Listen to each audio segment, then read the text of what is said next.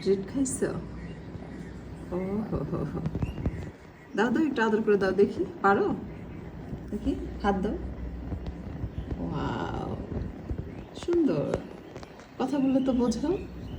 আচ্ছা, বাহ, চমৎকার।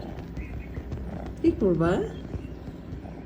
তোমাকে তো সকালে খাওয়ানো হয়েছে, তুমি কি এখন হাত খাবা? ওহো, কিউট লাগছে তোমাকে সকাল সকাল।